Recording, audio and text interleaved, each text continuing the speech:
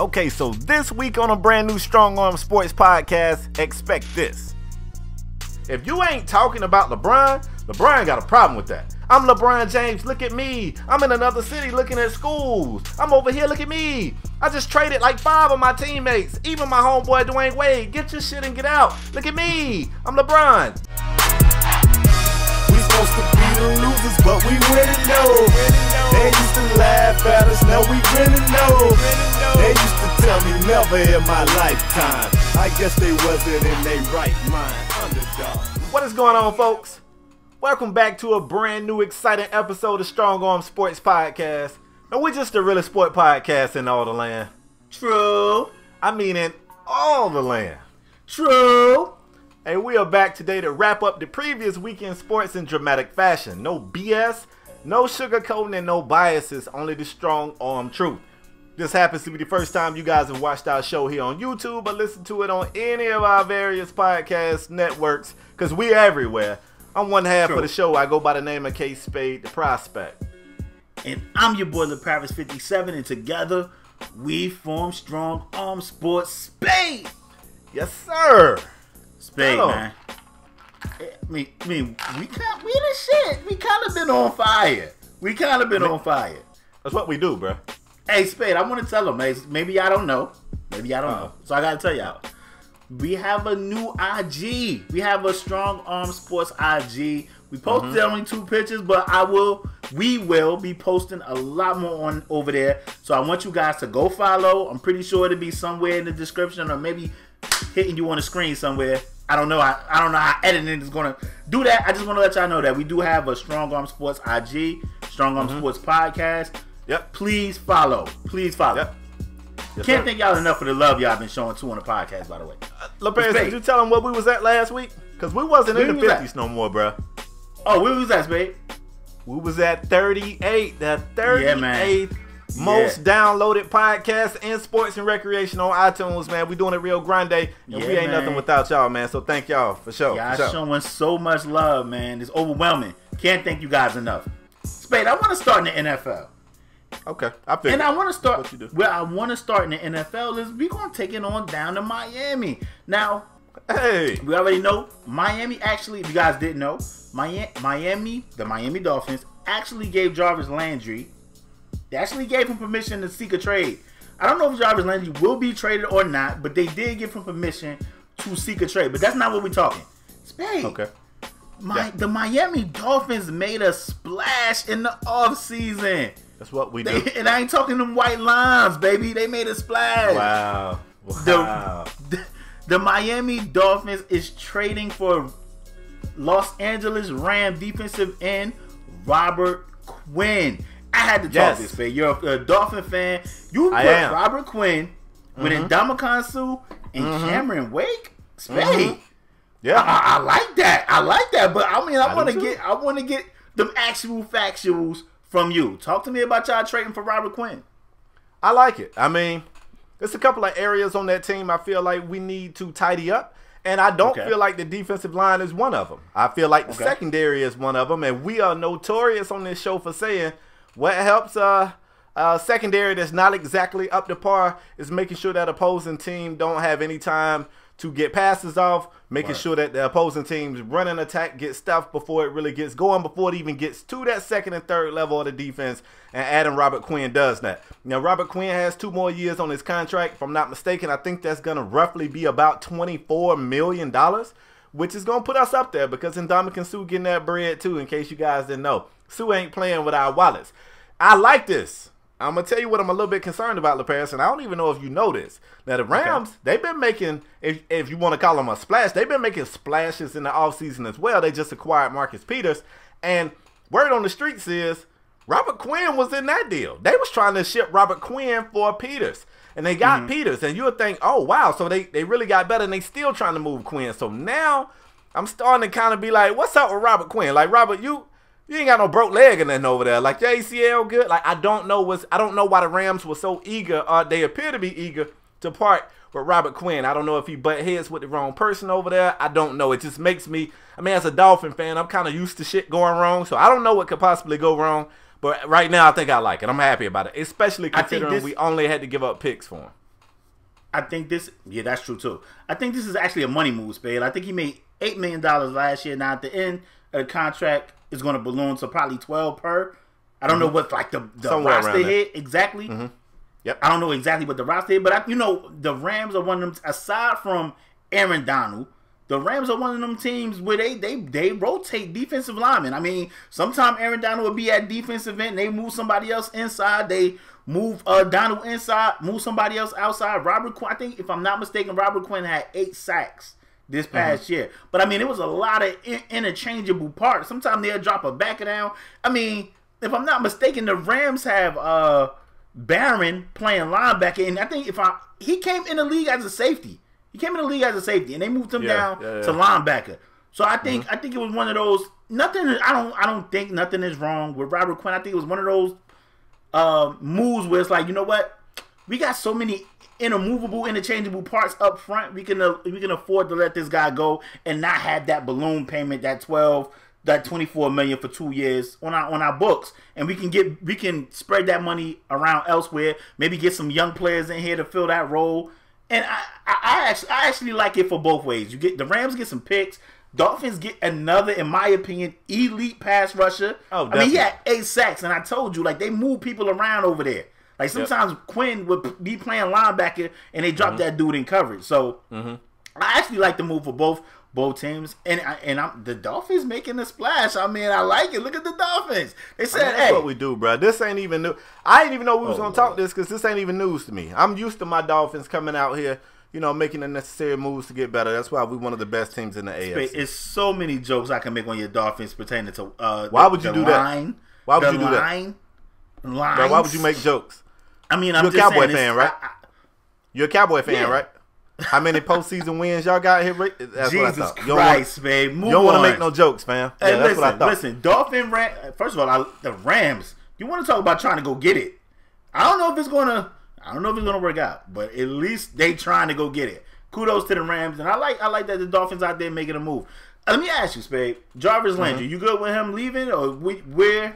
How do you want that situation to play out? Real quick. I'm going to tell you what's weird. I like Juice. I really do, but I always have felt like for Juice to be a slot receiver, I'm not really a huge fan of his yards after the catch. That's the one area that I don't know. I like Juice. And if we keep him, I'm fine with that. If he goes away, I'm fine with that. Because I want a guy in the slot that you should be able to dink it to him for 3 or 4, and he should be able to get you 15, 20.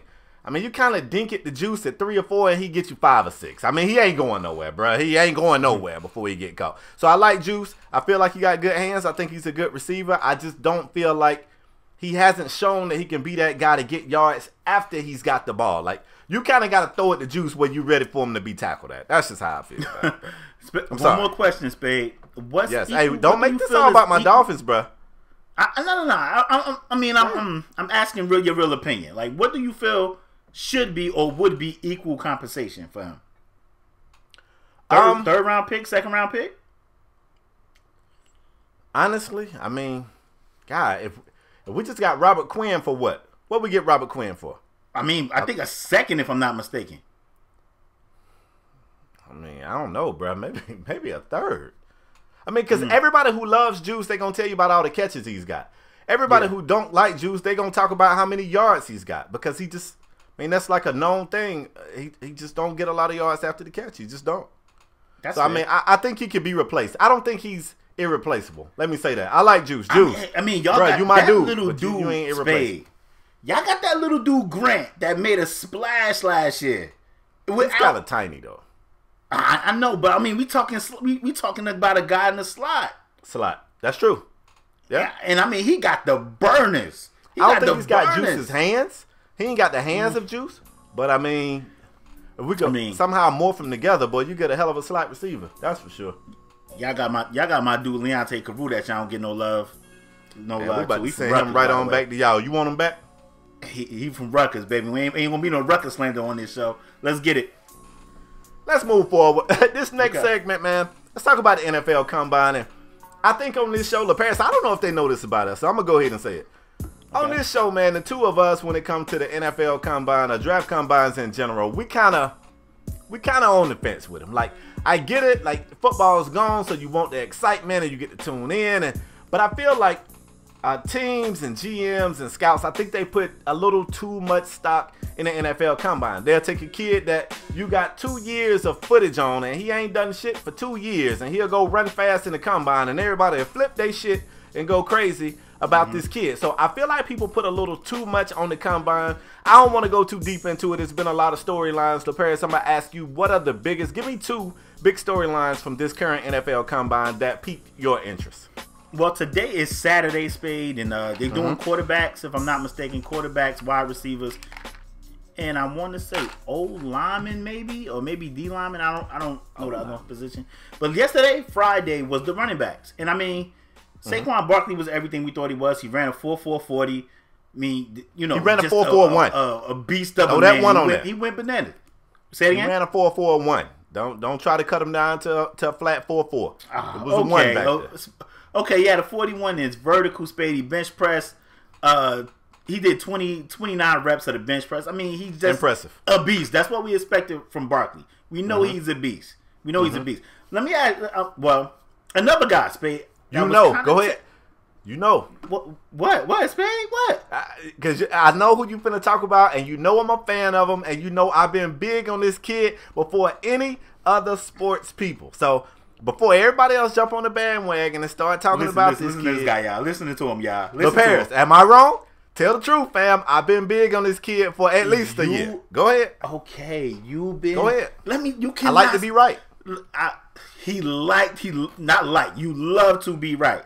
Boy, I tell Spade, like, man, Donovan Mitchell, I like Donovan. He be like, I've been telling you about Donovan Mitchell. That's how he is. I got the tweet. Since July of 2017, I tweeted this kid Donovan Mitchell's gonna be the truth. I'm gonna tell you what, Rashad Penny, bruh. Yes, sir. 4.4, 640. He only did 13 reps on the bench press, which kind of had me a little worried.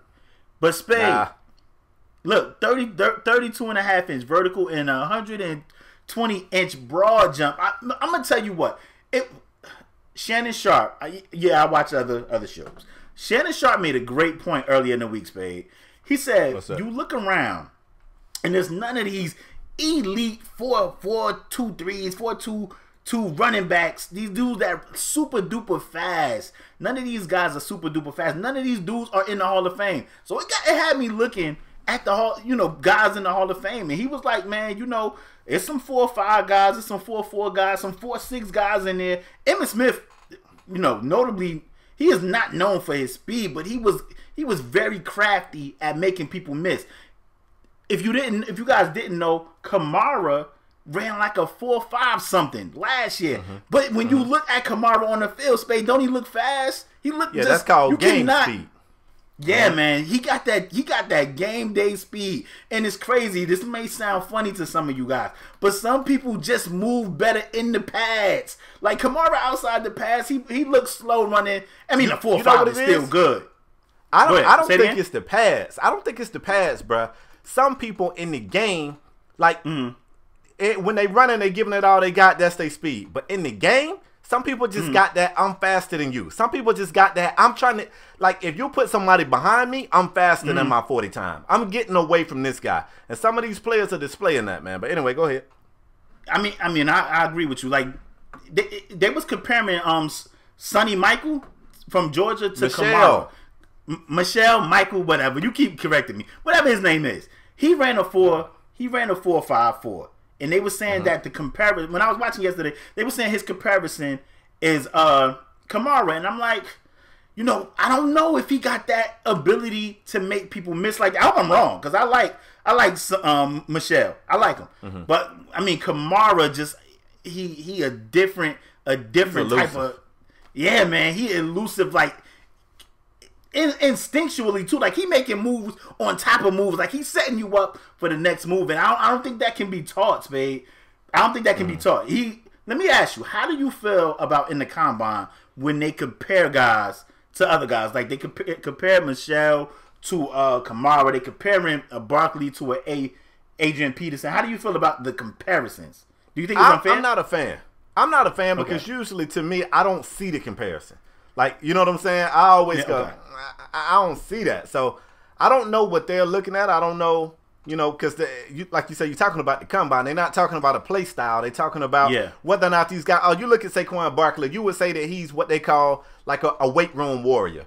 Like for a running back to give you 29 reps of 225 is insane. At the same time, you kind of salivate over that and go, wow, this is a physical specimen. But at running back, I don't really know that type of upper body strength is even necessary. I mean, it can't hurt. That's a good point. I don't guess it'll hurt, but it ain't necessary. What the hell he gonna be doing? Like, is he pushing folks or is he running? Like, that's not that important to me. And this is kind of what I mean about folks getting lost in this. So I feel like the comparisons, I don't necessarily follow it all the time. So to me, I'm not gonna say I dislike it, but it's kind of like pointless information. It's useless information for me.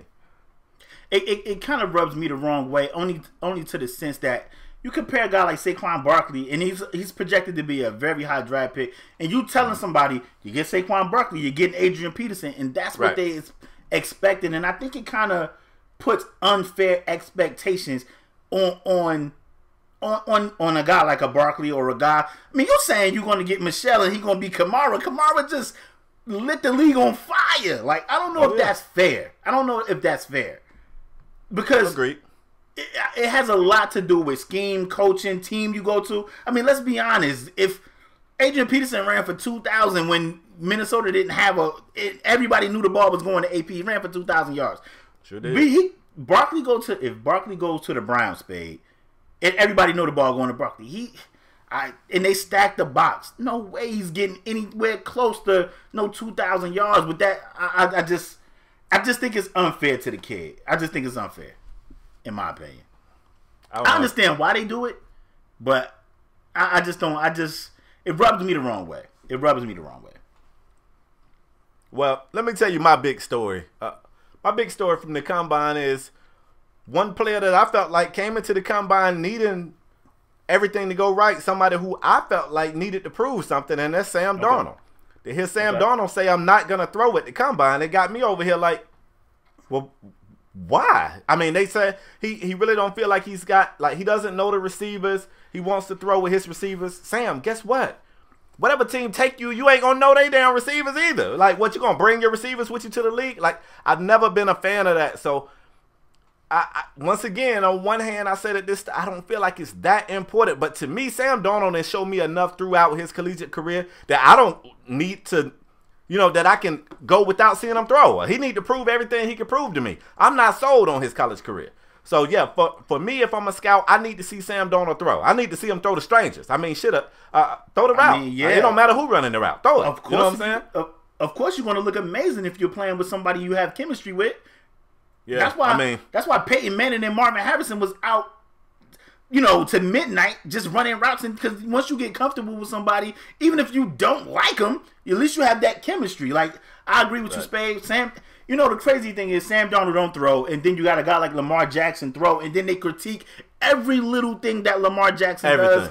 Everything. I mean, I don't know. Of course, this guy's going to go to USC. He's going to have one of his shorts. He's going to be around people that love him, people that, friendly with him and everything. Nobody that's really looking at him like, there's going to be scouts and stuff there, but the pressure is not going to be as high as it would be throwing in Indianapolis this weekend. I agree with you 100%. Yep, that was the big takeaway for me. All in all, man, I guess if you guys are watching the show, drop in the comment section if we missed the storyline that really caught your eye, if it piqued your interest about the NFL Combine.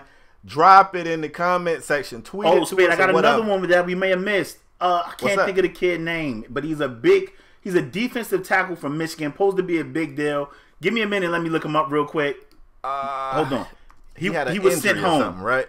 Yeah, Spade. It was a defensive tackle that was sent home from the scouting combine this week. He had a heart condition, and that's big. And he's projected to be a high pick too. Maurice Hurst from Michigan went home with a heart condition, same heart condition that I think Star Tualele had, as well as Nick Fairley. They both had this same condition. He has to go through some more procedures.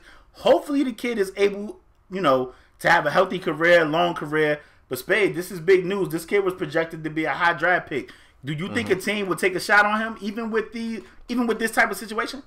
Absolutely. I mean, they're gonna want him to go through, like you said, they're gonna want him to get a few looks from the medical staff. They want to make sure he's okay. I mean, the same thing happened with Fairley, and I think it hurt Fairley in terms of going as high as you possibly could have, but Fairley ended up having, play on words, a fairly productive NFL career. I don't think it hurt him too bad. I mean, like you said, he was highly touted. They definitely looking. If anything, a team is hoping that he might fall to him later in that first round. I still expect him to be going pretty high. I think Nick might have went in like the second round, but start to Alele, if I'm not mistaken, he still went first round. So I mean, we have to wait and see how that plans out. But that was pretty much it for me. I want you guys to leave in the comment section down below. Maybe we missed somebody that tore the combine up. Maybe we missed them. Leave it in the comment section down below. You ready to move on? Yes, sir. Spade, we back to NFL picks, man. Last week we did the Giants. We kind of agreed there. Went Saquon Barkley. And we have the Colts this week. We have the Colts. And because the Browns have the 4th pick, we pretty much gave y'all who we think the Browns should pick with both picks. We're going to go to Broncos. We're going to skip the we're going to skip over the Browns this week, and we're going to go Colts and Broncos space. So, Colts. Let's start with the Colts. Let's start there. Who should they take? Indianapolis Colts. First of all, man, the 2 teams that we've already done, I feel like we did an amazing job on. We have taken 2 franchises, and we started their season off right now. You guys still got to finish out these 16 games, and you got to do your job. Yeah, they got to help you guys out. Yeah. The Colts, it's a little bit different for the Colts. I don't really know what's going on with Andrew Luck. Andrew Luck is, I don't know. I don't know how they evaluate him. We really haven't seen him play a good bit of football in a while, a really good while. So I still want to assume he is a upper tier quarterback. They've got pieces. I don't know. I tell you one thing we do know. Anytime we talk about the Colts, we talk about how bad their O-line is. We went back through some older drafts. We saw that the Colts have made attempts at drafting O-linemen, and I guess, I don't know, they just can't get right. But we're going to try the damn again, folks. The Colts are on the clock, and if I'm the GM of the Colts, I'm going to tell you who I'm taking. I'm taking guard out of Notre Dame, Quentin Nelson. I'm taking this guy right now. Most of the mock drafts I've seen got him taking Bradley Chubb. I got Bradley Chubb going #1 overall to the Cleveland Browns. I'm taking Quentin Nelson. Andrew Luck, thank me later. Frank Gore, thank me later. Go. It's kind of going to throw a little loophole in our whole little theory because in our little mock draft, we had them going Chubb. We had the Browns going Chubb and then taking Fitzpatrick. But it's a loophole in here. The Colts pick first, baby. You look, right. I mean, they have Vontae Davis. I felt like Vontae Davis' time is up with the Colts. I have the Colts. Trumping the Browns and taking the cornerback Fitzpatrick from Alabama. That's what's happening. Okay. I wouldn't be mad at that either, but if Andrew Luck is your guy, right? Hey, you was just mentioning to me about Andrew Luck don't have time to throw the football. You don't want him to get a solid O-line? And let me tell you, Spade, the crazy thing is I'm an O-line guy. I'm shocked you went O-line. I'm shocked. You went O-line. I love it. I mean, I'm trying to understand why you didn't. Andrew Luck, especially this high. You just told me this man getting his spleen busted playing behind those bombs. Yes. Get him some help. You right. But, Spade, I agree with you 100%. If they go O-line here, I don't have a problem. I don't have a problem with your pick. I love it. That dude from Notre Dame is his comparison, which I just told you I don't like. His comparison is to Larry Allen. But if he's anything close, anything in the vicinity, in the area of Larry Allen, they are getting a monster. So I'm not mad if they go O-line there. But Spade, I really don't know what's up with Andrew Luck. And it had me thinking, should they potentially go quarterback here? When I was thinking, I'm like, yo, we haven't seen Luck in maybe 2 years, 2-3 years. It seemed like we haven't seen him in forever. That's true. Like, I'm thinking to myself, should they go quarterback here? So even if Andrew Luck do come back, at least you have somebody serviceable on the bench. Now, I like, who did they get from the Colts? Brissett. I like Brissett. I don't think Brissett played bad, especially with what he was given. He had Frank Gore and... don't come for Frank. Don't come for Frank. That's what we're not going to do. Hell no. Hell no. Listen, I don't know. I was just thinking, could the Colts potentially even think about going quarterback here, even if it's any type of loophole being thrown with now everybody know the Colts want Chubb because they projected that one of these quarterbacks going to the Browns or maybe the running back. Then then they suspecting that the Giants will either take a running back or a quarterback, and Chubb would be there for them at number 3. They want Chubb, but if Chubb go first, Spade, would they even consider a quarterback? I mean, I got some mock drafts that's got them taking a quarterback, but the parents wouldn't look. If you got Andrew Luck, and you know me and you, we've had quite a few heated debates about where you rank Andrew Luck. If you got Andrew Luck as a top 5 elite level quarterback who can't stay on the field behind that O line, what good could a rookie do? What rookie you throwing behind this O line? Like they gotta go O line. I just saved him. Colts talk. Get at me, bro. I just saved y'all. I don't have a problem with O line, Spade. I really don't. I don't have a problem with that. What about the Broncos? Talk to me about the Broncos. Broncos, we jumped over to number 4. Broncos next on the clock, and I'm going to be honest with you, this is one of the toughest teams that I had to do because I'm going to tell you why it's tough. I mean, you can look at that team and easily say, hey, they might be a quarterback away. But I thought that they really was kind of not ready to give up on Trevor Siemian, which I've said on earlier shows. And then also, LaParis, it turns out they seem to be really big on Kirk Cousins. They really want Kirk Cousins. Yep. So, I mean, if they get Kirk, that changes everything, of course. That changes really everything. So I really don't know. I mean, if you look at them, they look like a pretty solid unit. I don't really know what they need. So this is what I decided to do. And y'all not gonna like this. I don't know what to tell you. I'm giving them Josh Rosen. I don't know what to get the Broncos. I don't. This is why, if that was that, look, I would just throw some names in the hat if I was their GM and I would draw, because I'm seeing some guys saying that they're going to take Nelson. I got Nelson gone. I mean, if you look at their defense, they got a pretty top-tier defense. Now, it is some rumors that they could possibly lose Aqib Talib. If they lose Talib, then maybe they go after DB. We got Fitzpatrick already being going. Maybe they could look at Ward. They could look at Denzel Ward out of OSU. I think I'm going to throw him Josh Rosen. That way, if they strike out on the Kirk Cousins thing, they still got Rosen. Matter of fact, even if they take Cousins finna get a grip. Maybe you could take Rosen and make him Aaron Rodgers. Maybe he sits there, maybe he learns, maybe he turns to a sponge and soaks up, and then by the time he's ready, he can get that doggone pigskin and be ready to do some major stuff with it. I don't know what to do, bro. That's the best I got. What you got? Shockingly, let me say this. If the Broncos get Kirk Cousins, I think I trade the pick. If they get Kirk Cousins, I think they trade the pick. But if they don't land Kirk Cousins and he goes somewhere else, then I think you got to go quarterback, because the Broncos team, in my opinion, is still one of those teams. Like, they right there. Like, you look at that team, and that team should not be a bad team. They got 2-3 wide receivers. Well, I think C.J. Anderson, I think he's not going to be back. C.J. Anderson is not going to be back. I think they let C.J. Anderson go. But it's a lot of running backs in this draft, and I'm a firm believer that you can get a running back late. Now, maybe if they get Kirk Cousins, maybe they go. You said Ward. You said Ward at corner. Maybe they go Josh Jackson from Iowa. He's another projected high corner down there. But if I'm the Broncos and I land Kirk Cousins, I trade the pick, because these quarterbacks they about to be a hot commodity, and these teams want quarterback. Yeah. So maybe I can get a first rounder later in this draft, and maybe a first rounder or a second rounder for next year. If I land Kirk Cousins, if I don't get Kirk Cousins, I agree with you. You got to go quarterback here. You got to take Rosen, because the guys you have Rosen? There. Yeah, not Josh Allen. Not Josh. I'm not. We've been in parties with a ton of people, Spade, and they like, man, Josh Allen is the truth. I'm not a fan of Josh Allen. They got a big arm. I'm not a fan of Josh Allen. I'm not really. It ain't that I'm not a fan of Baker Mayfield. I don't know about Baker Mayfield. I feel like Josh Allen is the most polished.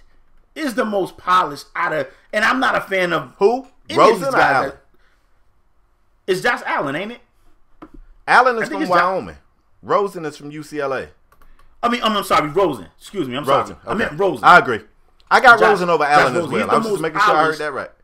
Yeah, he's the most polished out of all of them, in my opinion. So I feel like that's the way you got to go. Josh Rosen from UCLA. Okay, let me say one more thing and then we'll move forward. Right. Go ahead. I'm with you on one thing. If they do land Kirk Cousins, you know one team that has already expressed interest in trading up? Who that? That's the Cardinals, who need everything. So, yeah, let me throw that in there. And they lost their coach and everything. They lost their quarterback, their coach, they lost their puppy. Yeah. Like, it's not good out there, and it's hot as hell. So, if, for some odd reason, they are able to lock up this Kirk Cousins thing, I would not be shocked to see them trade back with the Cardinals and see what they can get from the Cardinals. Let me throw that out there, too. Yeah, I mean, because you can move back with the Cardinals, take their 15th pick, and then maybe get a first or another first or a second for next year. I think you'll be all right. I think you'll be all right. Because I really do feel like the Broncos is a quarterback away. I really do. I feel like their defense is still elite. You can get a running back later in the draft. I mean, they had Booker. They had Booker last year. I mean, maybe they drafted Booker 2 years ago, maybe. But, I mean, they got a young back there. So, I think the Broncos will be all right. But I get Kirk Cousins. I trade the pick. If not, maybe I go. You got to go QB. You got to go QB. You got to go. One thing before we move forward. Go ahead. If, big question mark here. Yeah. If they're able to get Kirk Cousins, do you see Demaryius stepping back up to top level wide receiver play? Do you feel like quarterback is the reason why Bebe Thomas is kind of dropped off our radar, or do you think it's just him? Wondering.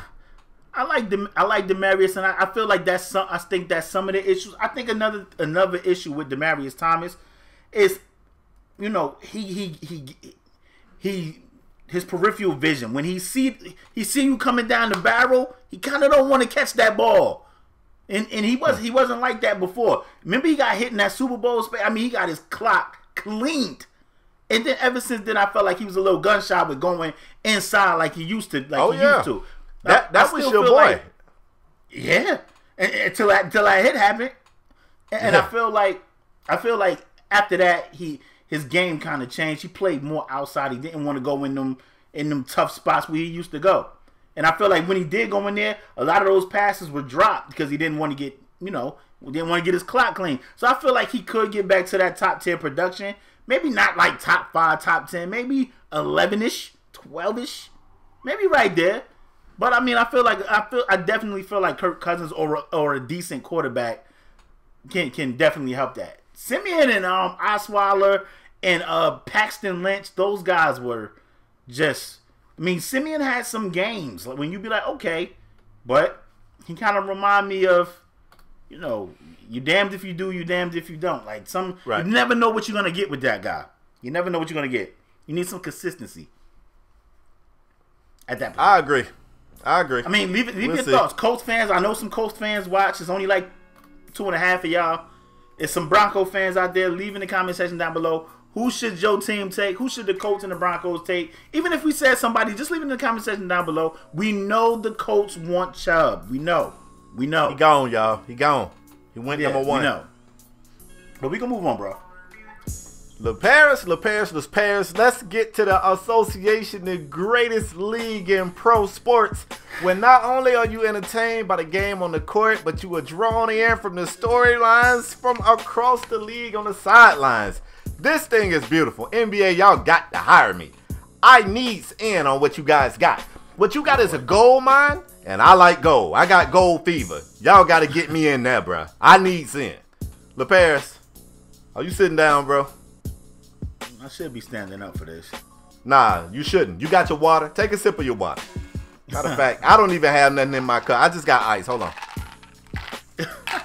All right. Listen, bro.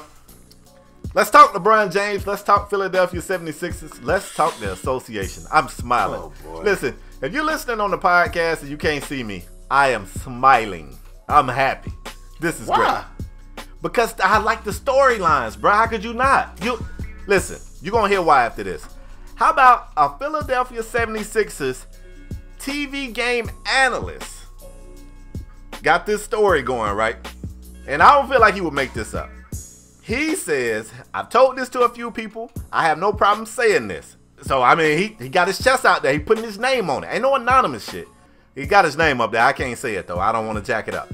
He said, my brother lives in the Philadelphia area, and he told me that LeBron James last week, through a superintendent, was in the area checking out some private schools during All-Star break.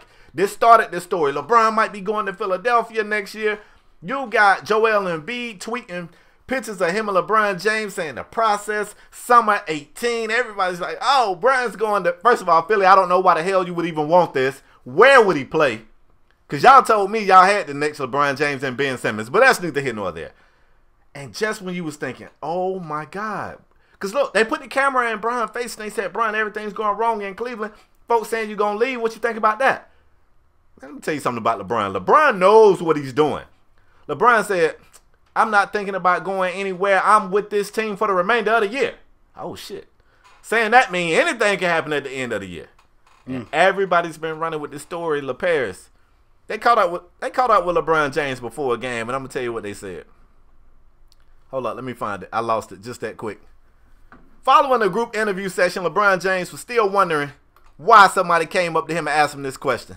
They came up to LeBron James and they asked him at a Cavs shoot-around if he was in Philadelphia looking for schools in Pennsylvania. He said, Pennsylvania? Nah. What are you talking about? Over the All-Star break, I was on vacation, then I went to Los Angeles. Somebody said he was still wondering why he was being asked about it. He was told it was because reports that he was spotted there, and LeBron grimaced at the camera and said, that's disgusting. Like, it's disgusting. I like it. I'm here for it, LaParis. I like all this drama. I like all this soap opera. Couple of questions. One, who do you believe, LeBron or this TV reporter? And do you think LeBron really ends up in Philadelphia next year? I'm so excited, LaParis. Go, bro. Go. Go. Go ahead. I'm looking right in the camera. Yeah. Who you believe? Let me start with LeBron. And let me start with Cleveland. Cleveland. Look at me. Cleveland. Can you fix your tone, though? Because you sound poopy. No. Fix your tone. This is great. Let me talk to Cleveland. Let me talk to Cleveland, please. Talk to Cleveland. This is great. Cleveland. I'm happy. Look at me. Over here. This way. Right here. Cleveland. If you guys believe LeBron, then you guys are the biggest idiots ever. Like LeBron, but listen, before Brian went to Miami, LeBron was saying, I'm with this team, I'm team. If we know one thing about LeBron, he likes the dramatics. LeBron did a whole ESPN special about leaving Cleveland. When he left Miami. LeBron had this big article out. I want to say it was in the Undefeated. It might have not been. Maybe it wasn't in the Undefeated. It was in some type of paper. And he said, I'm coming home. Like, you know, we know. Like, so Cleveland, asking LeBron right now during this season, are you staying? Are you going? What's your thoughts? What's going on after the end? He's not going to answer that. You're wasting your breath. If you guys believe, this is LeBron saying, this is stupid or this don't make any sense, then you guys are crazy. LeBron has pulled this on us already twice. Why wouldn't you think he would be with the shenanigans again? Like, why not? Come on, Cleveland. LeParis, you saying LeBron's a liar? Is that what you're saying? You saying LeBron James is a liar? I'm saying that LeBron gonna hedge them bets. He gonna wait and see. If Cleveland can make this run at this championship. We talked to a ton of people. That we I don't know, maybe not so much now, but we used to respect their knowledge on sports. And people are saying, Cleveland, I don't see them even coming out the East. And we like, what? Like, LeBron's like, what? They don't care what. They could be the 8th seed. They don't care. And I'm saying that LeBron is going to wait and see what happens in the Eastern Conference playoffs. If they make it to the finals, he's going to see what happens. And he's going to make his decision based off that. So asking LeBron right now, LeBron, what's your thought? What's going on? Were you in Philly? Were you not in Philly? Were you on vacation? Were you looking at private schools? Do you want to play with Embiid and Ben Simmons? That's dumb. He's not going to answer that. He's going to wait till they got to do their job. That's their job. He's going to wait. I mean, I get it, but he's going to wait till the smoke clear. What are you going to say? You know what? Embiid and Ben Simmons, yeah, that's looking like a nice little tandem with me. He ain't going to say that. He gonna just give you smoke and mirrors until the smoke clears, and then he gonna bust a move again. He gonna bust a move again. All right. I want back in there. So what you trying to tell me is you believe indeed that LeBron was in Pennsylvania looking at private schools? I buy that. I buy some of that. The Paris, you can see LeBron wanting to go to the 76ers? I didn't say Spade. I'm just, when you look around this league, Spade, you look around this league, more than, I hear a lot of things, LeBron to the Spurs, LeBron to the Lakers, LeBron to the Clippers. Why would he want to go join the West and meet the Warriors in the Western Conference Finals? Because LeBron ain't scared of no Warriors. That's why. LeBron ain't scared of no Warriors. Listen to me, Spade. You have to deal with James Harden and he's going Russell there. Westbrook and all that in the Western Conference playoffs. When he can stay in the East, LeBron can go to Philly. He can go to Philly next year, and they'll be in the finals. They will be in the finals.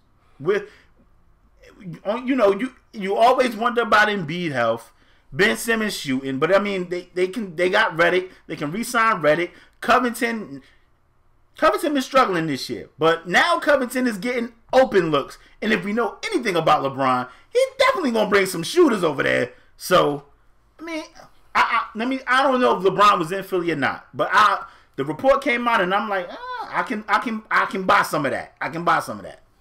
All right. Let me go ahead and bring it home, because this is why I'm the NBA professional. I'm the NBA specialist on this show. Paris, you did good. You did good. You did a very good job. You was right on some things. You was wrong on some things. I just kind of sit back. Spade, if sometimes you over there thinking they're gonna get Spade is crazy, because they're gonna end up getting their heart broke again. They're gonna get their heart. If LeBron leave and they not. It's like when you date a girl that cheated on you and you take her back. You in your back of your mind, you always think, well, is she cheating again? Is she going to cheat again?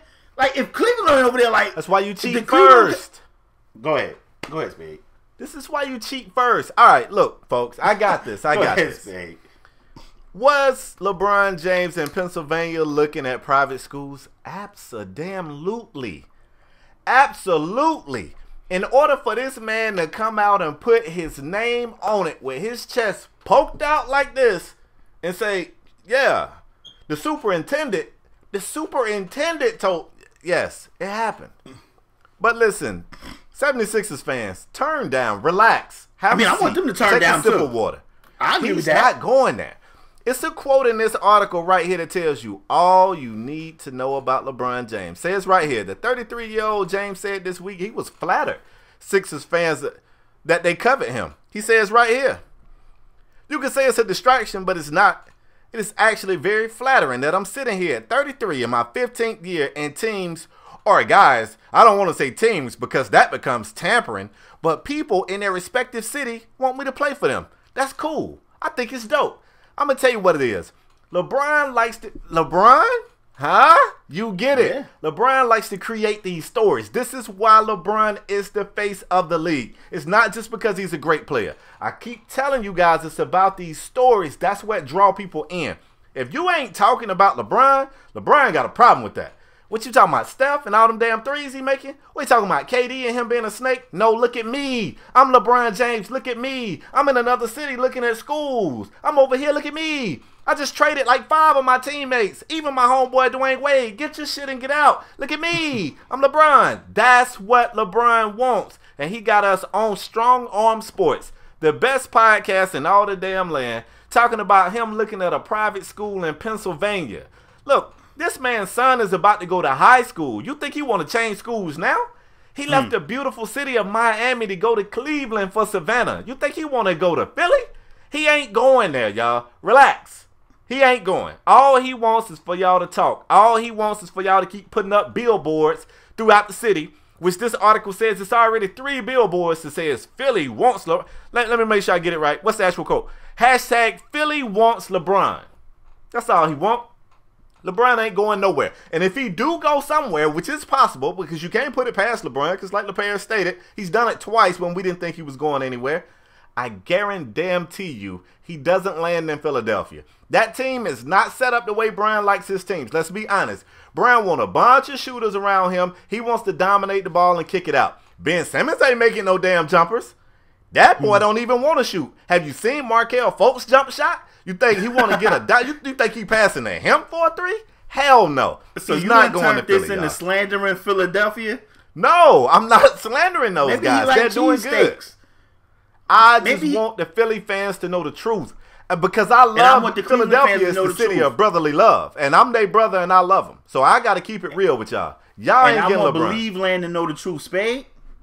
I just told him, y'all probably got him back. The only way I see Brian leaving is if he can make it somehow work where he teams up with one of his banana boat buddies. And I'm talking about Chris Paul and Land in Houston. And yes, look, LaParis is saying he don't want to go over there and deal with Steph.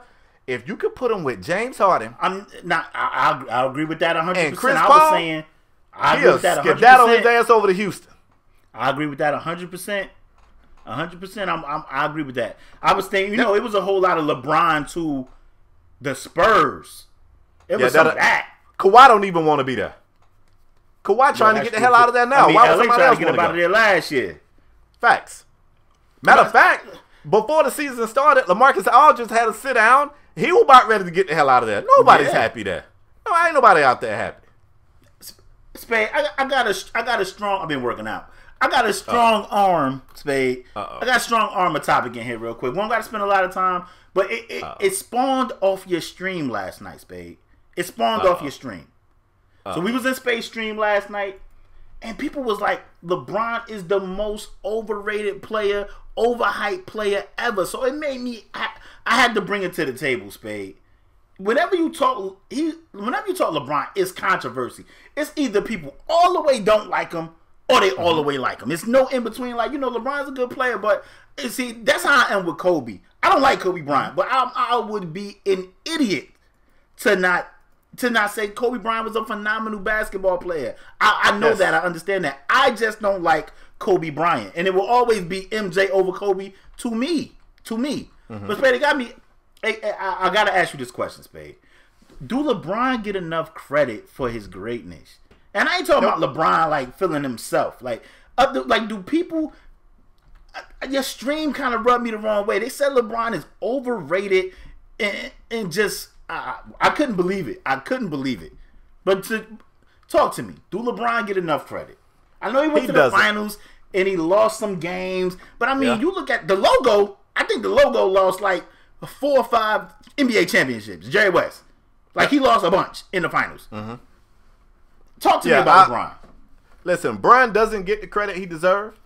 Brian is the most polarizing athlete of today. I think he's the most heavily scrutinized athlete in the history of professional sports, which is one of the reasons why LeBron for the longest was my favorite player. Now, I will be honest, I wasn't a Brian fan until he came to Miami. Him coming to Miami, seeing all the hate that he received, it made me a fan of him. I got this thing in me. I like to pull for the underdog. And then after he went back to Cleveland, he's still one of my favorite players, but I kind of dialed it back, and then I kind of put my fanmanship on a guy who went from being the 6th man of a team to being snubbed for the MVP. That's neither here nor there. But yes, LeBron is definitely not getting all the credit he deserves, but I actually want to say something. He's not the first. Like, this happens a lot. And usually what you see is a person kind of dislike your winning ways, and it makes it hard for them to appreciate your greatness until later. I'm on record as saying, like, I'm a Jordan fan. Everybody think I grew up loving Michael Jordan. I did not. I did not like Michael Jeffrey Jordan because he won all the time. And I like to root for underdogs. So back when Jordan was kicking the league ass, my favorite player was Charles Barkley. When Charles Barkley went to Phoenix, I wanted so bad for Charles Barkley to win a championship ring. When he said that God told him the Suns was going to win, I believed him. I believed him. And Michael Jordan said that God didn't clear that with me. God didn't ask me if that was okay. And I hated Jordan for that. Who are you to say God ain't get your permission? But later I was like, you know what? This dude is pretty damn. Do you see what he was able to do? I had to take it in. And people are going to do that with Brian. Brian is 33 years old, and it don't look like he is tapered off at all. That's tough to appreciate in the moment because you got folks saying, I'm tired of Brian. Every time he go to a team, he's moving players. He plays GM. I'm sick of him. It's going to be later. When Brian starts to taper off, you're going to have to sit back and go, wow, LeBron is pretty damn awesome. This kid came straight out of high school, and he lived up to all the enormous amount of hype that people put on him. Not that he put on himself. When he came in and they said, this guy's the chosen one. He going to bring a championship to the city of Cleveland. Who in the hell? How many high school kids can you put that type of pressure on and they actually deliver? Not many, man. I'll say maybe 1%. And he did it. And I mean, Spade, he took them to the finals before and they lost in that first stint with Cleveland. Like, when did the Cavs ever sniff anything of a championship before LeBron? Spade, 30,000 points, 8,000 rebounds, 8,000 assists. You can't say that guy is overrated. That first player ever. That shit is phenomenal. I could not believe the people that was in your stream last night, and I know they watch Strong Arm Sports. That's why I had to bring it. I had to bring it to us. I had to bring it to SAS because I couldn't believe it. Spade, let me ask you this, my last question, and then we can move on. Has any high school player ever been as hyped as LeBron James coming out of high school? Now I know Kobe Bryant got drafted. People don't know. Maybe they forgot. Kobe Bryant got drafted by the Hornets and got traded to the Lakers for like Bloody Divac. Like, people don't remember that. Even Kevin Garnett. I think Moses Malone came out of high school as well. Tracy McGrady, who had a great career, but nobody. Go ahead. Tracy McGrady got drafted out of high school, and he ended up having, shy of the injuries, he had a Hall of Fame career, and still nobody looked at 17-year-old Tracy and said, this guy is going to do things nobody said that about. He couldn't get off the bench over there in Toronto in the first couple years. Same thing with Jermaine O'Neal. He was with the Blazers. He was at the end of the bench forever. Yep. You are absolutely right. I don't think a dude. Tracy McGrady, who's phenomenal, Hall of Famer. He's in the Hall of Fame, but he didn't get off the bench for some years up there in Toronto with Vince. Yep. And you look at, nobody had this much hype as a high school dude coming to the NBA, and we've seen a ton of them. We've seen a ton of these guys.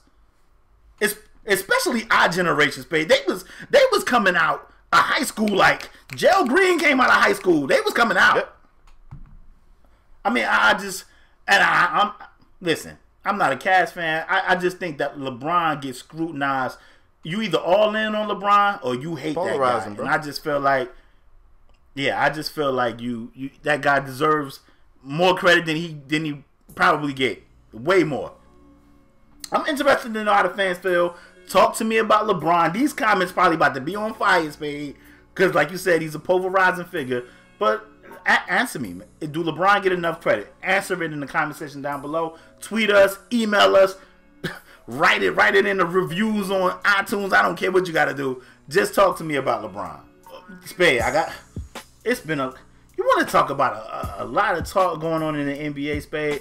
Me and you had this talk maybe 2 or 3 weeks ago. You asked me, you was like, who's your MVP? You was like, is James Harden not the MVP? And I said, I got to be honest with you.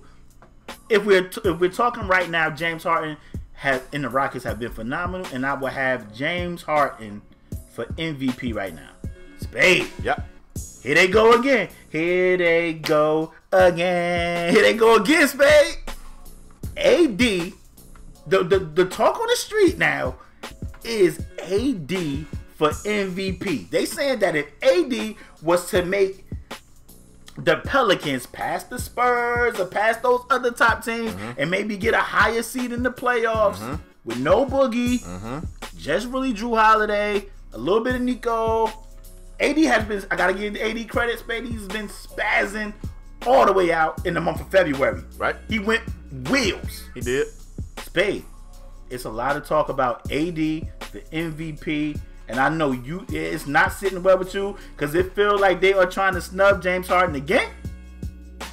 Talk to your boy AD for MVP. Do this have any legs, or do this have a unibrow? Talk to me. Sadly, it's got legs, and it's got legs because the media kind of pushes.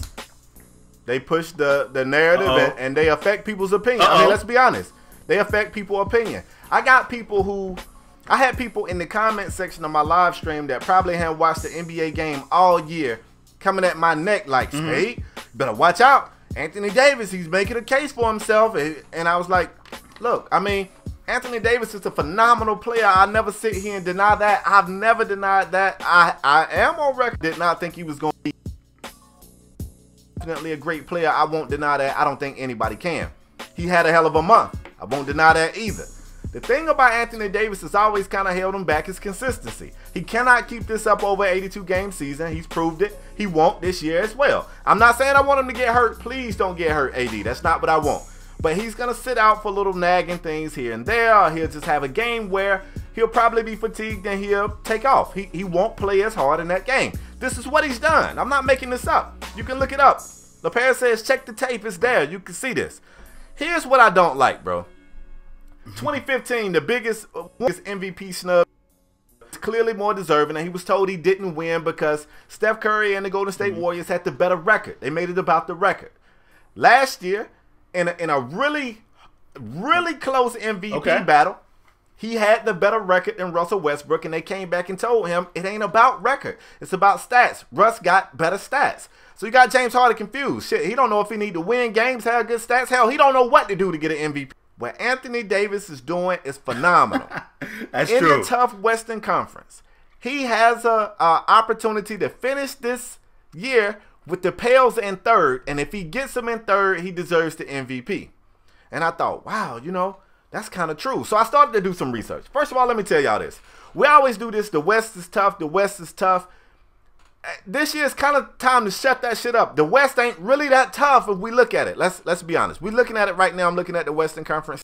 Right now, the Pelicans are 7th in the West, which is pretty impressive. You go, whoa, they're number 7. Talk to me. You look at the teams behind them. Talk to me. The Grizzlies, the Suns, the Mavericks, and the Kings, they are all competing to lose. They just fined Mark Cuban for saying he want to lose. So you take those teams out of it.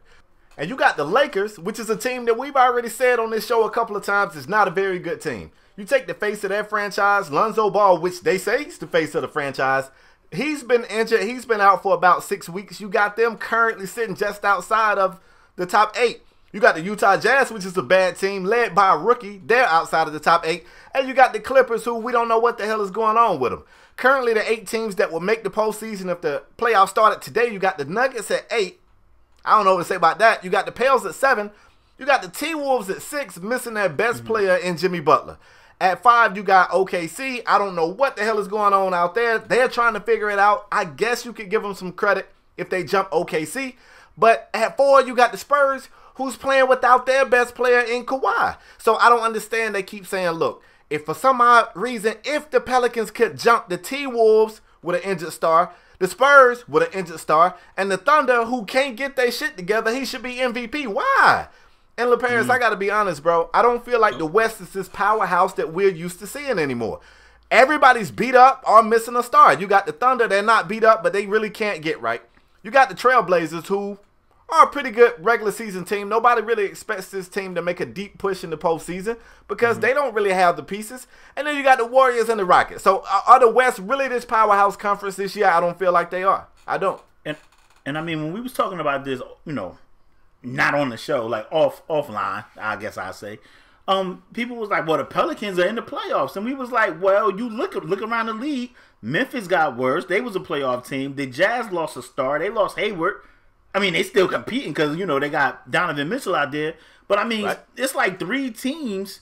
It's like 3 teams that's out of the playoffs that was playoff contenders every year. And those teams, the landscape of those teams have changed. So somebody got to get those spots. Somebody moves up. You look at the Clippers. They just lost Blake Griffin and Chris Paul. That's a playoff. Yeah. They're a perennial playoff team in the West. They're out now. You got to get them out. LeParis just told you what's going on with some of these other teams. And the Mavs, who are always kind of around that line, they're actually trying to lose.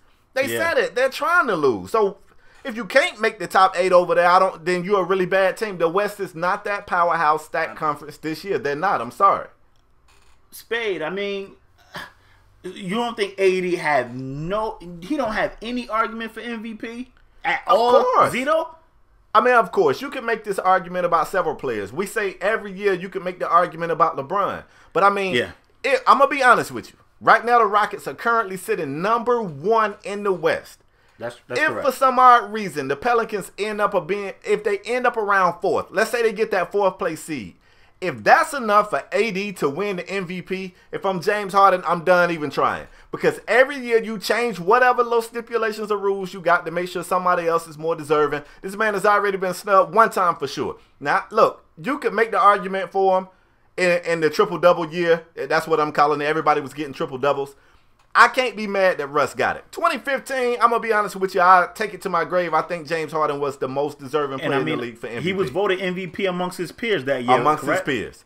He was. So, I mean, this year, right now, the way James Harden's been playing, the way the Rockets have been playing, it's been phenomenal. And you can give some of that credit to Chris Paul, but if you look at the numbers, I mean, Chris Paul ain't doing that much. It's just, I mean. I ain't going to let you slander Chris Paul, bro. Top 5 PG I know. Chris Paul's your guy.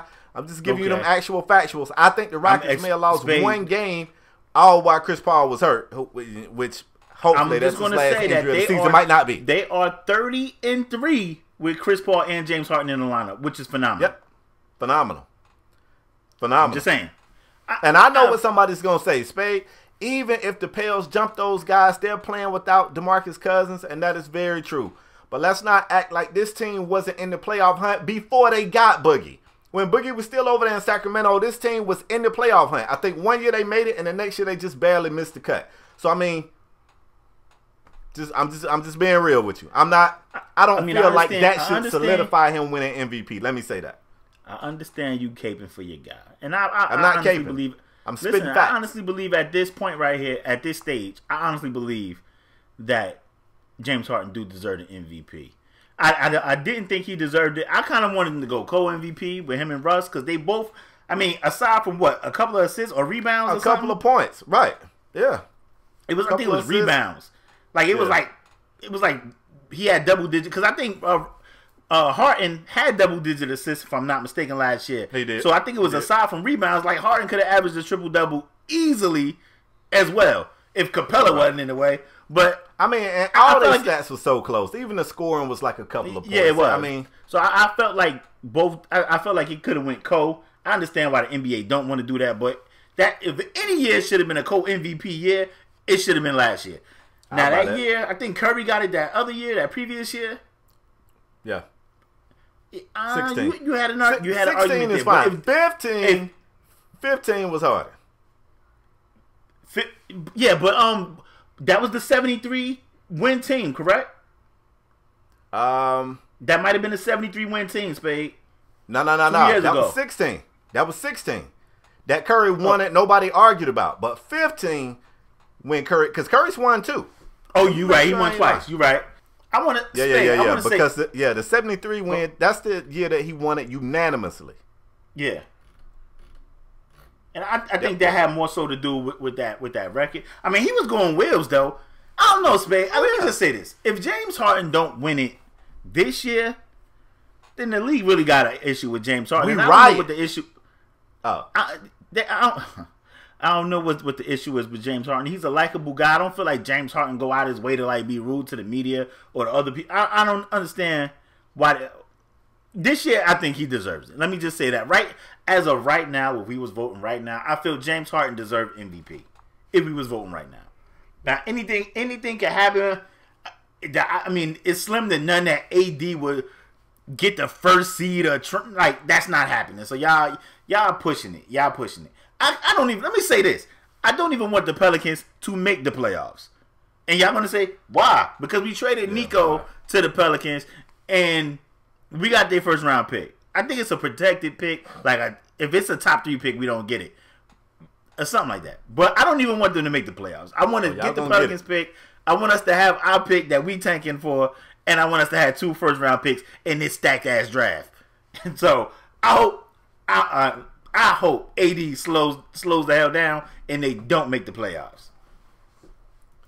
Well, let me say that. I mean, they're looking for a reason to give it to him anyway, so it probably don't matter. I mean, I think James Harden get it this year, bro. I think he gets it this year. We're gonna visit awards at a later date because I definitely want to talk to you about Rookie of the Year. Be quiet, don't say nothing, Spade. In the comments, don't talk about Rookie of the Year. We will visit this at a later date because we've been having arguments about Rookie of the Year as well. Spade, you ready to move on, or you got anything else to add about your boy, I'm ready to move forward. I want to talk about your favorite big man in the entire league, not Rolo, the other one. Spade, you good? If you didn't know, we got to talk about Zaza Pachulia. Yeah. Let me tell you something about this guy, Lopez. He gets accused of being a dirty player.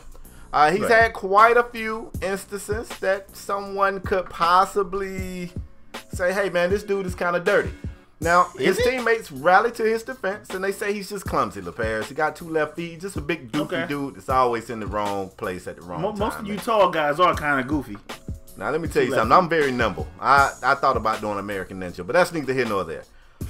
Kyrie Irving actually came out and put a comment and said the league got to do something about this. So now that other players are speaking up, it's really putting this guy under the spotlight. His teammates are defending him.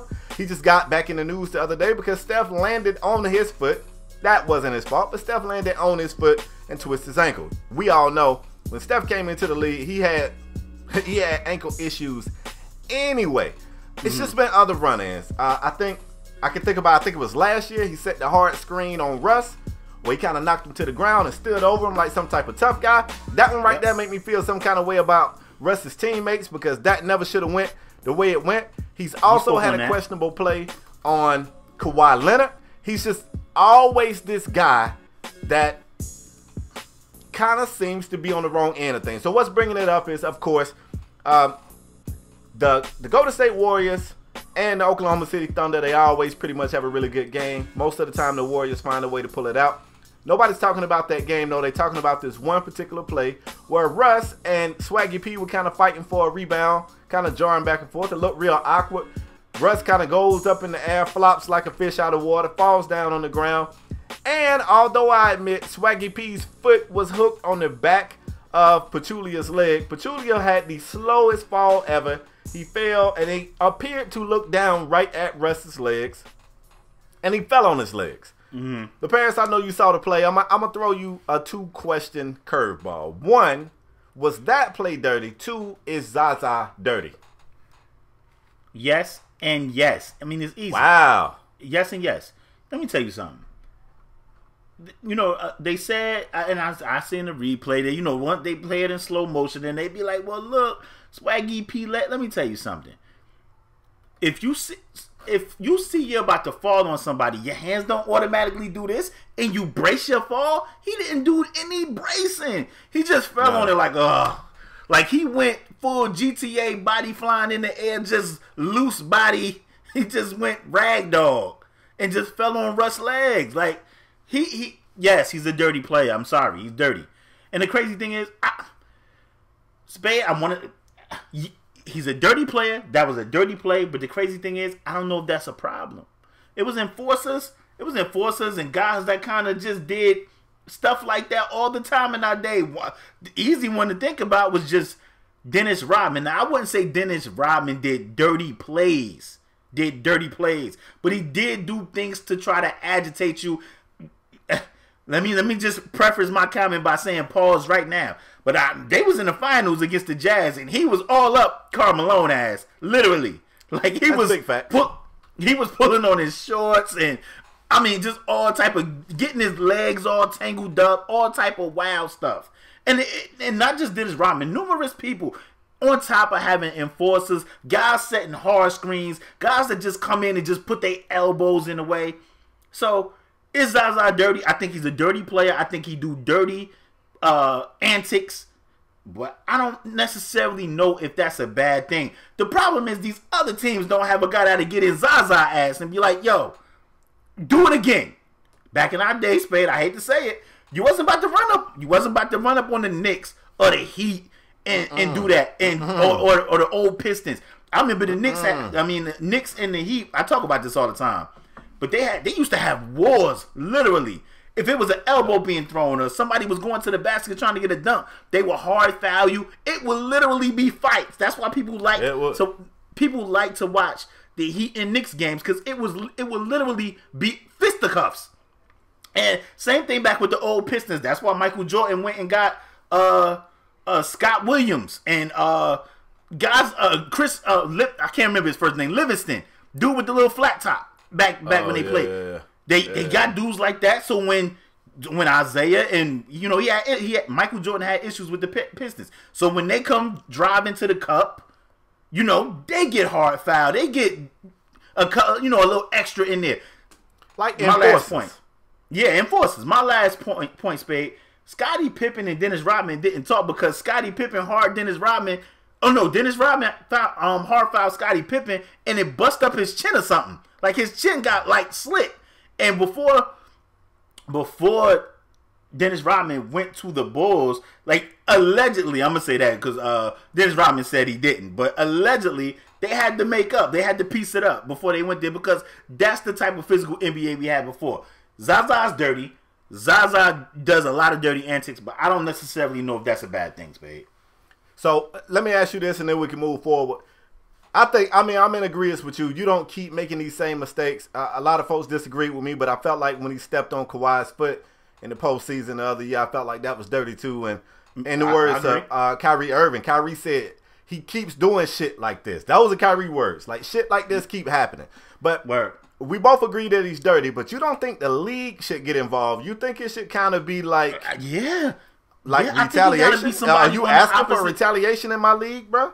Spade. I'm gonna say the Heat. I don't remember the dude name, but they had a guy, and this was a few years ago. This wasn't that far. I ain't talking about when they had Anthony Mason and those guys. This was like when Bron was there.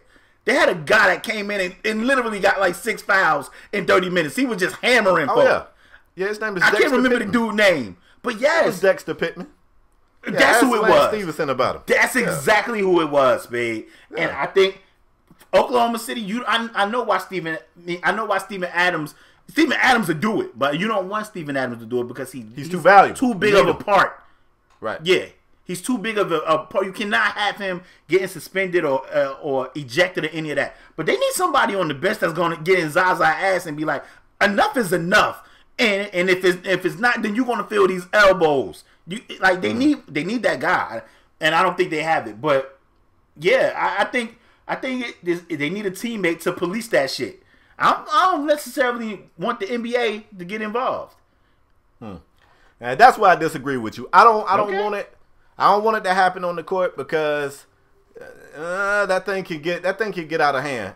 For one, I don't know how many enforcers we got in the league, and I don't know how many of them are expendable. I don't think any left. We all think that. We all think Steven Adams is one, but Steven Adams is actually a really good player. Like if you watch that team, they need that guy. They need him. He really don't even need to come out for breathers. He need to just play the whole damn game. Like they need him. Yeah, man. But I agree. I definitely think he's dirty. I mean, you don't keep too many accidents. That shit start to look intentional. At this point, he gonna have to convince me that it's an accident. I don't believe it. How many times is an accident not an accident? Like, come on. It can't always be accidental. It's the same thing with, you like to use analogies. It's the same analogy. It's the same thing like a female saying, I keep choosing bad guys. But then, it ain't, come on, not be the guy. It might not be the guy. I'm just saying. You get yourself in trouble. But you can't keep using, this is an accident. An accident happened once, maybe twice. But come on, Zaza, you got a rap sheet. Yeah, he's dirty. You ready to move on? Yes, sir. We back to the pick'em game, y'all. Now, if you guys didn't know, I kind of felt cheated. Spade is up 1-0. I felt cheated because we bet on the NBA All-Star game, and Team Curry was up the whole game. At one point, they was blowing out LeBron. Let it go. Okay. Bro. You lost. It's all right. It's okay. All right. It's okay. But I got a good game for us this week, Spade. I got Rockets versus Raptors on Friday. I feel like this should be a good game. And I want to know where you want to go. You going Rockets or Raptors? Talk to me. Let me ask you something. Is Chris Paul playing? Yep. What about James Harden? He playing? Yep. Do you just tell me them guys don't lose when they both in the same lineup? Give me the Rockets. Yep. You said this is a good game. This ain't no good game. Give me the Rockets. They're in Toronto. I don't give a damn if they playing on Jupiter. Give me the doggone Rockets. Give me the beard. Give me the Euro step master. Hey, is Wesley Johnson all right? Have you checked on Wesley? I just want to know. Has Wesley gotten up? Is he still on the floor? Has he gotten up yet? Wesley gonna be all right, man. Jeez, that was rough. I'm sorry, Wesley Johnson. That was rough though. That was rough. Spade, crazy thing is, I'm going with the Rockets too. I'm going with the Rockets. Nah, B. Nah, trust your heart. Your heart telling you to go with the Rockets. I just told you they 30-3 with Chris Paul and James Harden. Okay. It's 30-3, bro. Well, then I want Toronto. I was trying to persuade you to go Raptors, but I want the Rockets, bro. You want the Raptors? I want the Rockets. Oh. I was going to try to troll you and say that I go 30, Toronto. They might be. But I was they just lying. Like 32-3 now. That like was a couple days when I seen that stat. Yeah, probably 35-3. I don't know about that. Yeah, but I think you ain't finna get me like that. We'll both go Rockets. Yeah, I'm going Rockets, man. Let's finish the show, bruh. Let's close it out strong. Okay, let's get it. Last segment of the show today, folks. We call this the Strong Arm Performer of the Week. It's an award. We give it out to a male or female who raised his or her level of play to ensure that their team got the victory. Very prestigious award. LeParis, you are on the hot seat. You've been kind of dropping the ball with this segment, bruh. Nah. People been hitting me up. People been tweeting me like, bruh, what is LeParis doing with the Strong Arm Performer of the Week? Do he think this is a game? Do he not realize how prestigious this award is? And I tell him, kind of stuck with the guy. He's in the contract. I don't know how much longer he got, but I'm kind of stuck with the guy. LeParis, redeem yourself. Who you giving the Strong Arm Performer of the Week to, and why? I wanted to give it to Deadre Ayton for getting 100 racks, but wow, see? He don't take this serious, y'all. This is very prestigious. I wanted to give it to him, but I'm not going to do that. I want to give it to another big. And I want to go Rudy Gobert, man. Rudy Gobert had 26 points, 7-9 from the field, 16 rebounds, 4 blocks, and a 116-108 win over the Timberwolves. Rudy Gobert went ham. The Stifle Tower went ham and helped lead his team to victory. And for that reason right there, Rudy Gobert, you are my Strong Arm Performer of the Week. Rudy Gobert. I mean, that's pretty good, I guess. What Bro, are you calling him? The what tower? What are you calling him? The Stifle Tower. That's what they call him. That's terrible. That's terrible. Bro, don't kill. Hey, let them know in the comment section. I did not make that name up. That is what they call him. That is his nickname. I mean, I'm not saying you made it up. I'm saying it's trash. Hold up, I lost 16 my stat. boards, 4 blocks. Come on, bro. I mean, yeah, that's pretty good. I got something better right here. But hey, listen, man, you like a good emotional story, right? Get you some tissues, bro. Sometimes. In the last episode, man, we briefly talked about it was a very tragic shooting at a school in Florida. That I hope we as a nation, I hope we can figure out what we can do to minimize these or even make them stop altogether. But a kid that was a Miami Heat fan lost his life in that shooting, and his family buried him in a Dwayne Wade jersey. Dwayne Wade, this inspired him to come out and play some really good ball. I'm talking some 06 Wade type stuff out here, man. The 76ers, they trust the process, and they came into Miami to try to upset this Heat team. And let me tell you, man, LeParis, Dwayne Wade wasn't having it. You hear me? Mm-hmm. He was not having it. Dwayne Wade did not start LeParis. He came off the bench. He played 25 minutes.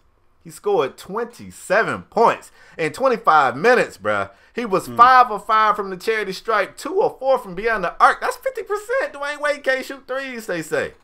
He could do everything this day. That performance, he didn't have a whole lot of rebounds. I got you right here. Hold on. He only had 1 board, 1 dime, but he had 3 steals and 1 block. That's a steal off the bench. And most importantly, he hit the game-winning shot to sink the 76ers, and he dedicated that game to the family of that fallen kid. That's a great story. It was a great win. It's a great performance. Dwayne Wade, for that performance, bro, you are my Strong Arm Performer of the Week. I bring it home, y'all. I don't play around with this segment like some people on the show. He actually had the young man name written on his sneakers too, like that. He did. That's pretty cool. That's definitely cool. And shout out to Dwayne Wade, man. Always, crazy thing is Spade didn't believe in Dwayne Wade going back down there. He was what? Like, nah, we can't. And Dwayne Wade showed up. Spade, he can't shoot threes. That was Spade saying that. Y'all know. Spade said that. Was it Spade me, Dwayne? said that.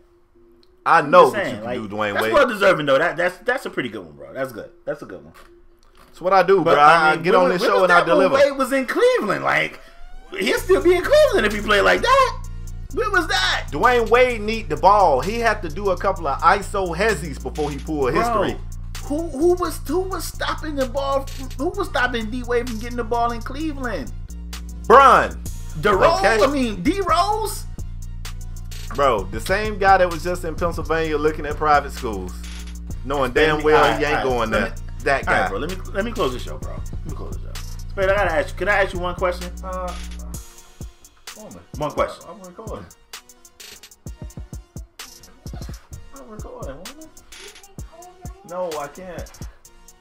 You can't hold your hand out. Hey, mama just walk in and hand me a drink in the middle of me recording. And brought the dog. Will y'all leave?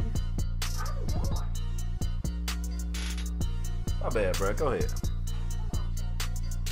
You ready? No, I'm waiting on them to leave. He should be fine. Leave him. All right, go ahead. Spade, let me close the show, bro. Can I close the show? Yes, sir.